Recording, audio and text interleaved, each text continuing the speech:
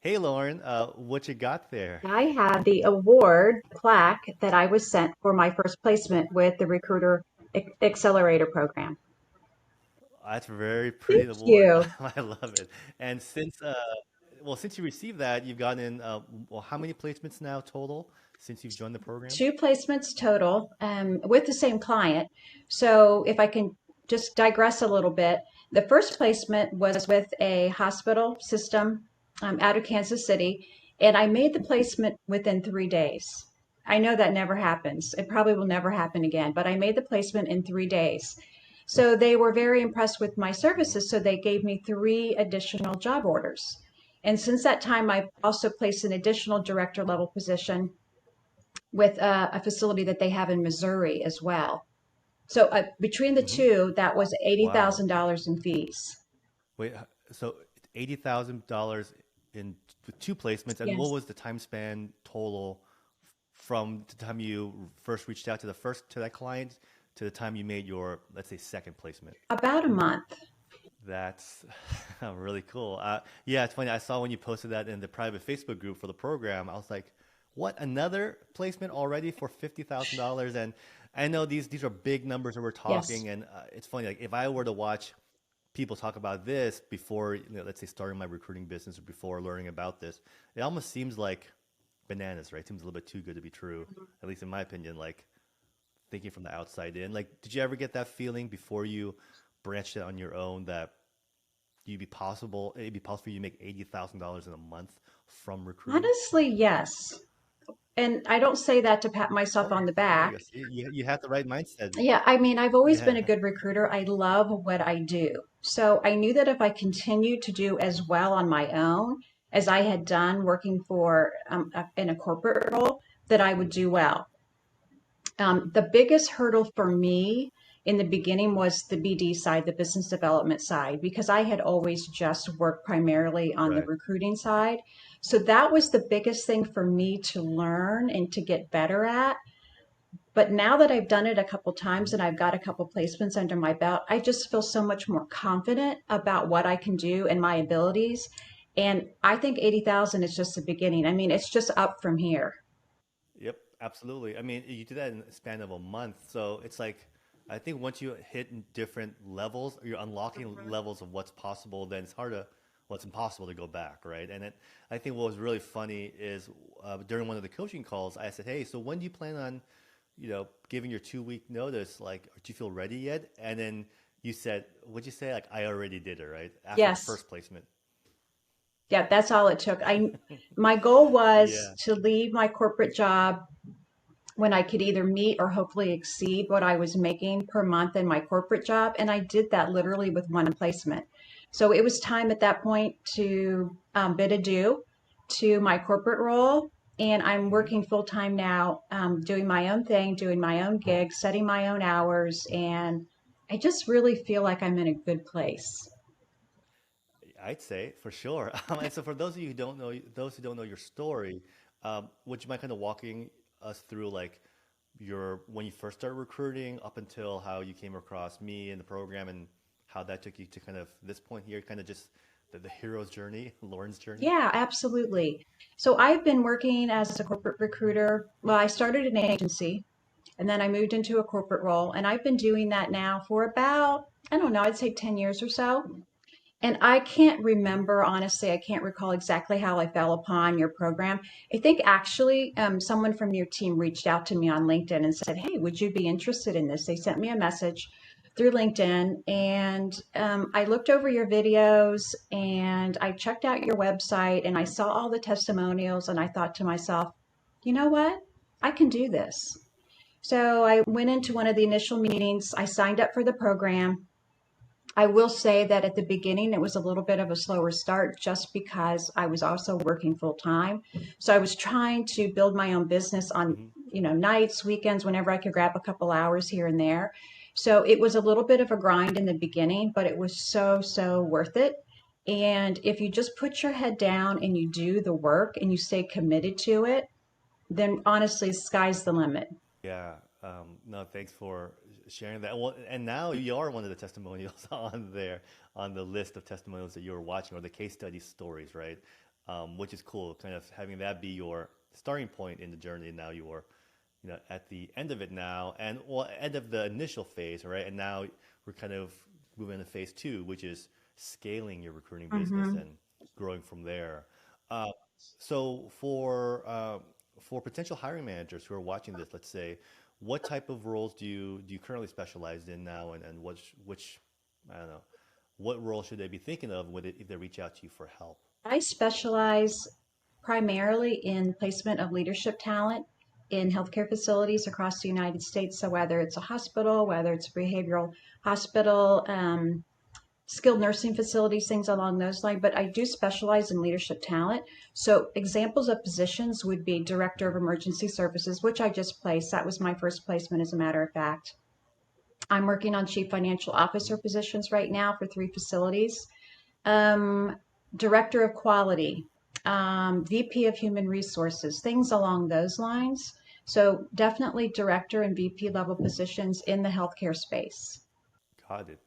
Awesome. And one thing I kind of skipped over that I think would be cool to share is maybe any type of tips or advice to other people looking to also begin the journey with starting their own recruiting business, right? Especially while they're working full time, right? You're working full Yes. time as a recruiter, and on the side, you were kind of just getting this entity, this project, this business spun up, right? Yes.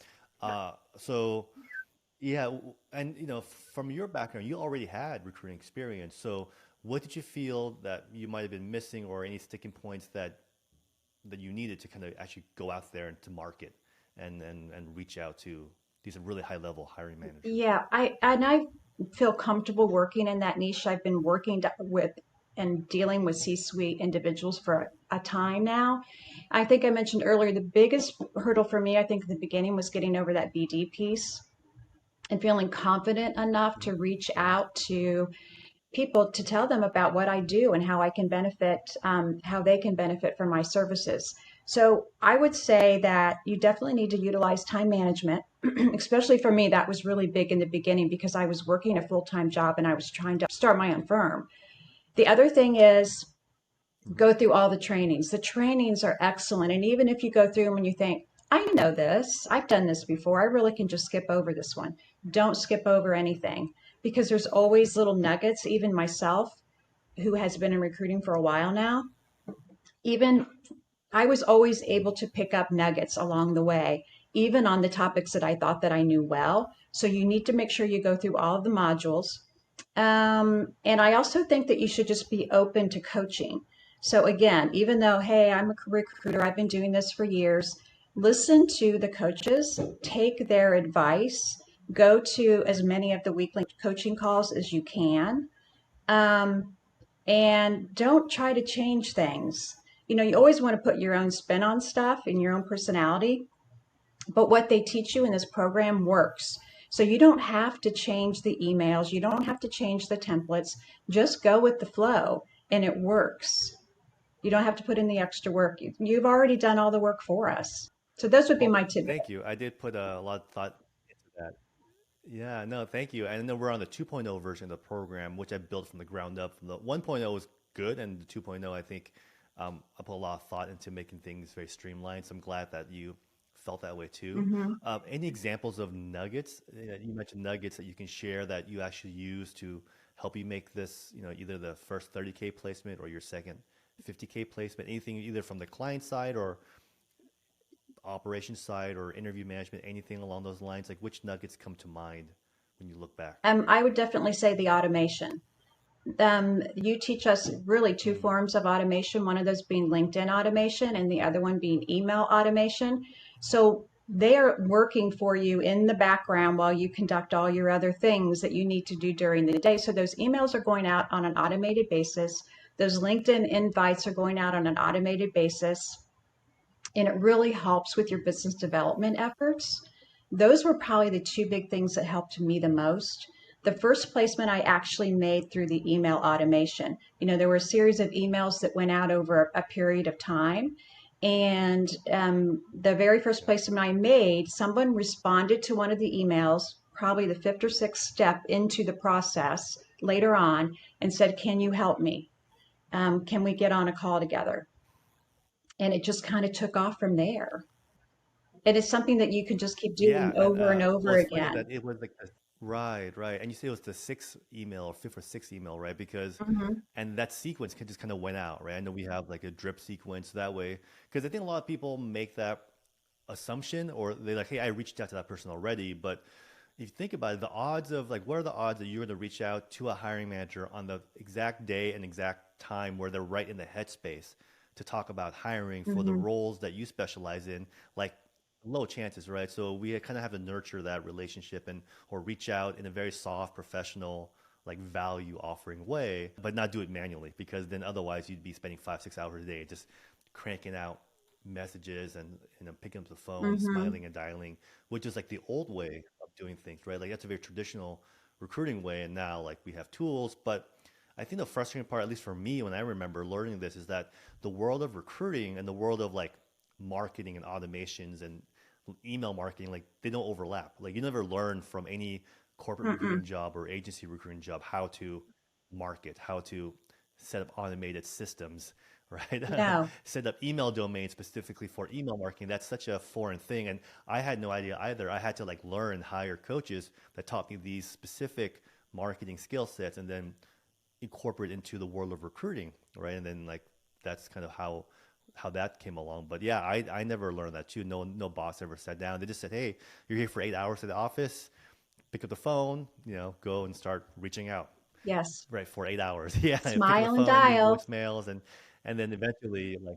Yeah, your soul kind of gets crushed more and more when you're just like, oh, I just, this is frustrating. But, compared to that, you just kind of sat back and just check your inbox probably one day, right? With someone Yes, saying, "Hey, can you help me?" You're like, "Sure." That's way easier. I know. It's a beautiful Better for your thing. mental health, better for everything. Hmm. Yes, when it works, it's beautiful. It takes a lot, but I think a lot of we had a coaching call last night, and someone literally said, like, you know what? Her name is Kelly. She's like, this seems interesting, but seems too good to be true.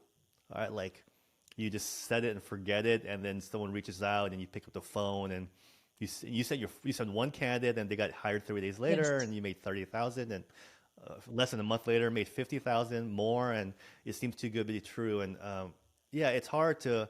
I mean, I love the fact that you had the mindset and the yeah, like the mindset to say, yeah, yes, it is possible for me.